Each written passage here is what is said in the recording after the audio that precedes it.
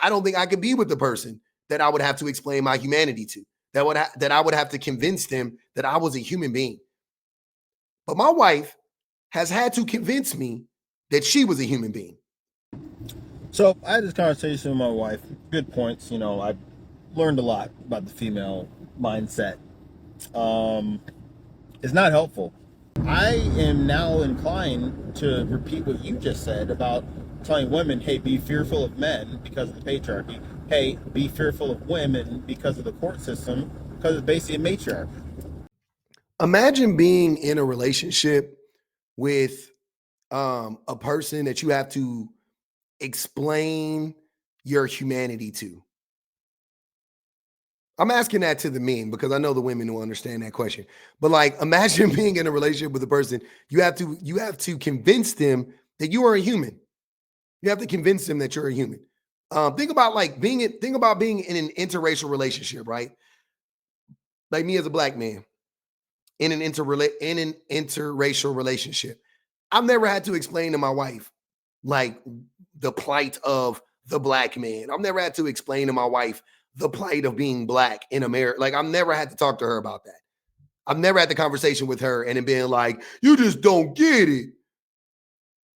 Like she's never defended racism or racist or like racist ideologies. Like I've never had to have that conversation with her. And I've been with that woman since she was 19 years old. So even when she was young, it wasn't even something she had to grow into. Like all people are just all white people are just racist when they're little and they outgrow it. Like it's never been a thing. It's never happened. It's never happened in my whole, I swear to God, it's never happened in my whole entire relationship. I don't think I could be with the person that I would have to explain my humanity to, that I would have to convince them that I was a human being. But my wife has had to convince me that she was a human being. I'm not ashamed to say that at this point because I know she's a human being, right? And I've done the work to realize that. But she has definitely had to spend a lot of time in our relationship convincing me that she is a human being that is deserving of my attention, that is deserving of my love, and my respect, right? Now, as a black person, again, I can understand how tiresome, how that's not the word, how utterly disgusting it would be to be in a relationship with the person that you had to explain this to. And I think that's why it's easy for me to relate to this. I think that's a part of it, right? I know most black men can't relate to it, but so I can't even say that. But for me, it's been very helpful for me to understand misogyny by understanding racism. Um, and with that, this is why I completely believe that men don't deserve women. Like we just don't deserve to be in relationships with women because no woman deserves to be in a relationship with a person that doesn't see them as a human being. No woman should have to do that work. No woman should have to do the work that my wife has done with me. My wife shouldn't have had to do that. It never should have happened. It never should have happened, right? Yes, we did it and we're here. Okay, cool, fine. It's not the all's well that ends well. I'm not on that type of time, right? I respect my wife for doing it. I love her for doing it, but she never should have had to do it. Those are two different conversations. Women do not deserve to be in relationships with men who don't respect them. They don't deserve that. They don't. I'm just going to put it to you plainly. When I hear men getting online that are married and they're talking like this guy's about, like you're about to hear, I want to go to their wives and be like, do you hear this? Are you listening to him? Like if she was my friend, if I got online and my friends, like, one of my woman friends, like her husband was online talking like this, I would literally be like, you need to leave him. Like, I'd be like, you need to leave him. Like on the you know what I'm saying? Like personally, if I won't do this for women because it's not, whatever. But for a woman that I know personally, I'm going to be like, ma'am, you got to leave him. You have to leave him. This is crazy. And I don't care if you can say, oh, but public, what if somebody told your wife to leave you? They did. She didn't listen. They did. People did tell her to leave me. She didn't listen. But The people that told my wife to leave me weren't the problem. You see what I'm saying? Like, I wouldn't be the problem telling the woman, you should probably leave this man. It's not the man is the problem. I was the problem. Totally different. Totally understand. This is nuts though. So I had this conversation with my wife. Good points. I learned a lot about the female mindset. It's not helpful. And I don't say that out of disrespect. I don't say it to be rude or mean. But that is both utterly disrespectful and rude and mean. That your wife's perspective as a woman talking to you about misogyny isn't helpful. And you got on a I don't want to hear y'all talking about Aisha Curry embarrassing her husband. This is how I know y'all don't give a fuck about somebody embarrassing their spouse or whatever, because I don't never see y'all stitching these videos talking about this shit. This is embarrassing. This is harmful to the relationship. This is dehumanizing. Y'all don't know what embarrassing a spouse looks like. But when you are villainizing every man on the planet because of the patriarchy, like, let's be real. Hey, all men are in control. So whenever you're That's not what your wife said. in a business or whatever, even for the country, for the judicial system, there's only so even in our political system and the Congress, there's 250 people in charge. Yes, most of them are male, but think about that number, 250 people. And let's say 200 of them are males, 50 are females. I don't actually know the exact number. 200 males are in control of 350 million people right about there. What guy are you looking at that is in control? Are you comparing all the men around you to Jeff Bezos? Say, hey, you're in the same boat as him. There is no man in the same boat as Jeff Bezos, nor Elon Musk, nor Donald Trump. But those men are in the same boats as each other. That's funny. But I'm going to stop you right there and explain this to you as simply as possible. The men you just mentioned, they created they created men like them, and those men, they have created and create a system that is, like you put in quotations, the patriarchy, but there's no quotations. They created the patriarchy. Underneath the patriarchy falls racism, falls capitalism, and so on and so forth. The way that system functions is, it doesn't matter who's in charge as far as the gender or the race or whatever the case may be. The system is already set up and it's already in place, right?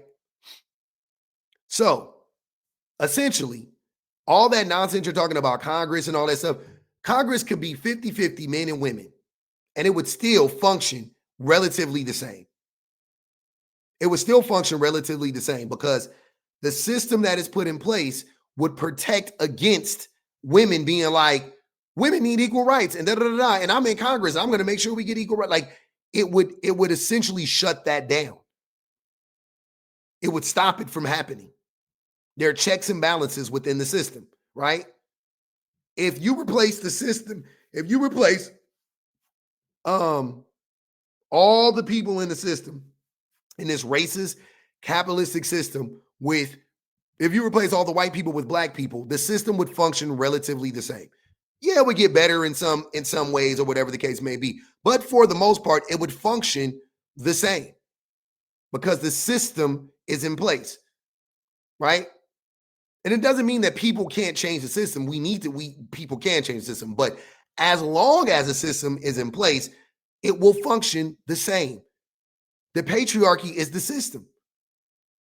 So throwing out these numbers of like, oh, we need 50% women, we need 50% men, that would improve it, but it wouldn't cure it. It's a Band-Aid for a bullet wound. Making it more, having more black people, having more Asian people, more representatives in Congress, in the Senate, You know, you could put a black face in a high place, as Dr. Cornel West says, but that doesn't change the system. The systemic problems would still exist. That is the problem. It just is showing your lack of information and your lack of intelligence and your lack of understanding on this and these topics. You don't know what you're talking about. I don't know if your wife understood them well enough to explain them to you. I'm not going to assume she did. Right? But you don't know what you're talking about. Fractions of a fraction of a fraction of a percent of men. I'm not even in that motherfucking boat. My tax bracket that I'm in actually pushed me out of the regular spool of men. I used to be amongst the 6 to the 40% or whatnot. Now I'm in the 15 or whatever percentile. And guess what? I'm still fucking poor. I'm not buying no crazy ass jets.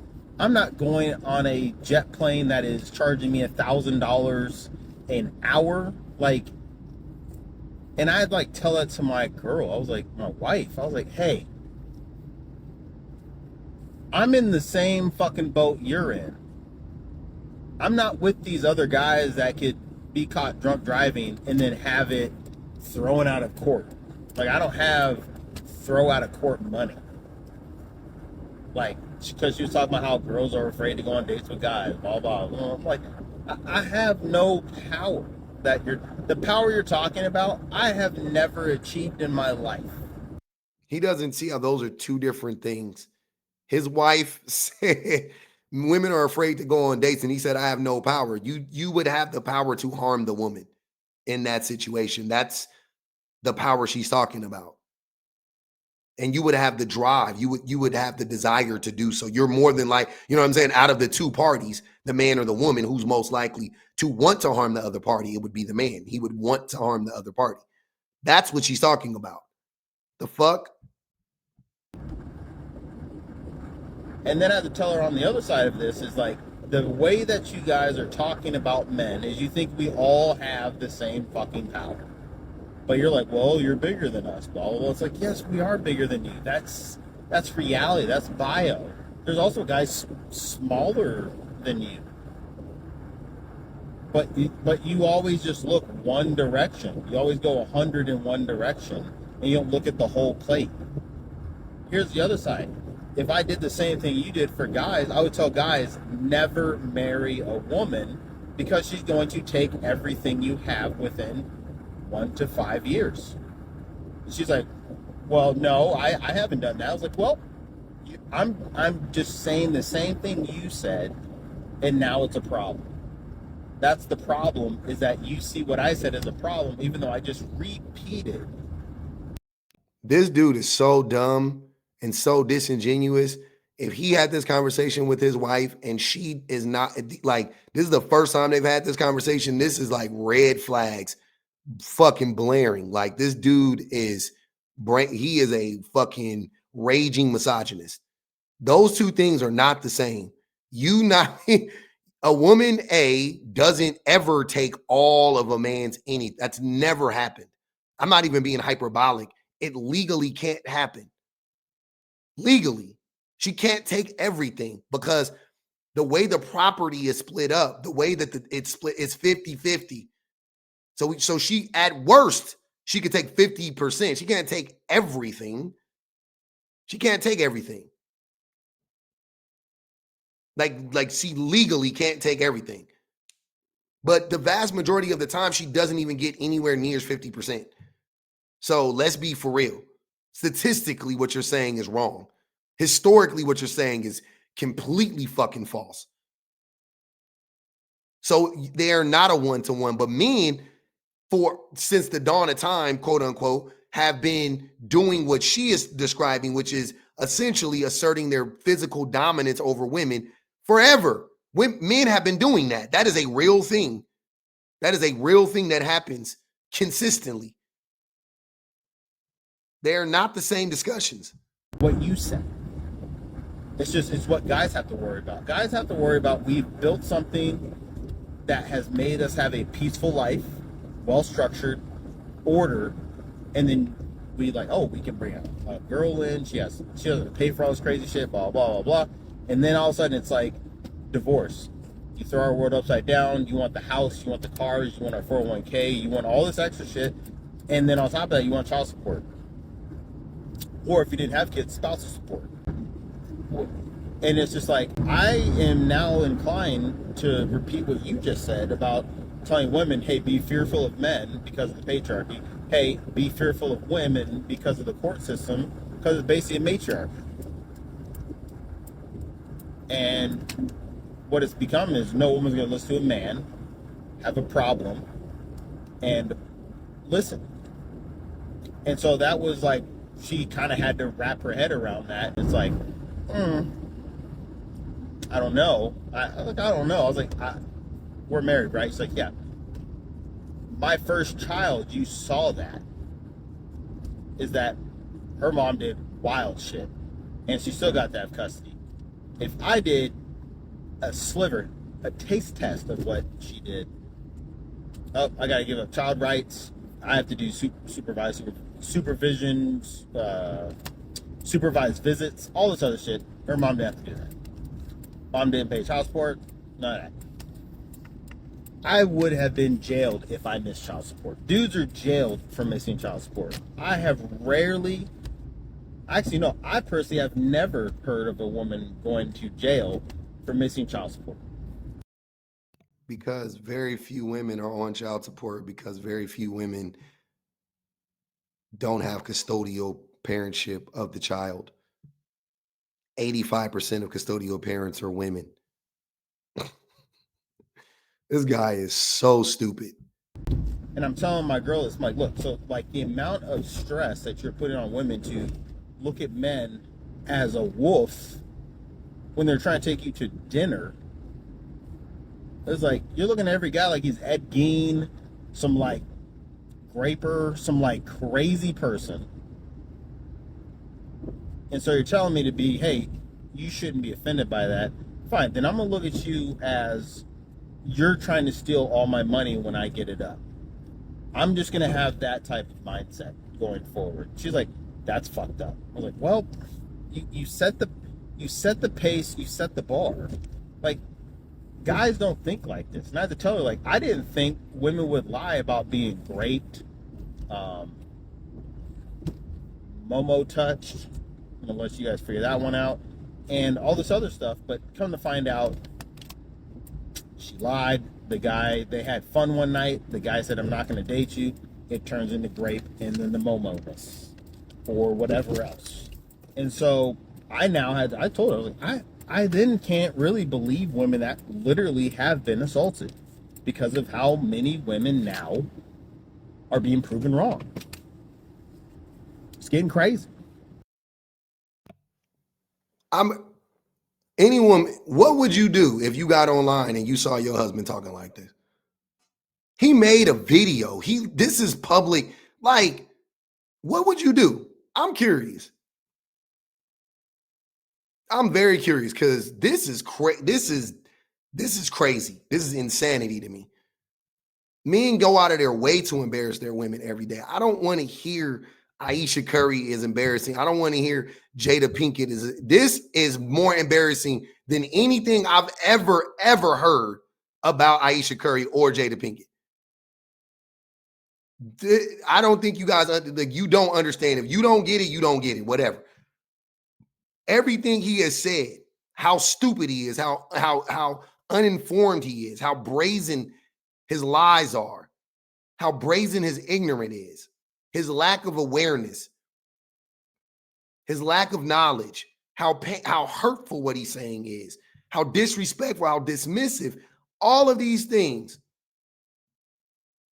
This is worse than anything I've heard out of those women. I don't want to hear y'all talk about women embarrassing their men. I don't. If you don't understand how this is 10 times more embarrassing and more dangerous, you're a fucking lost cause and you're just as bad as he is.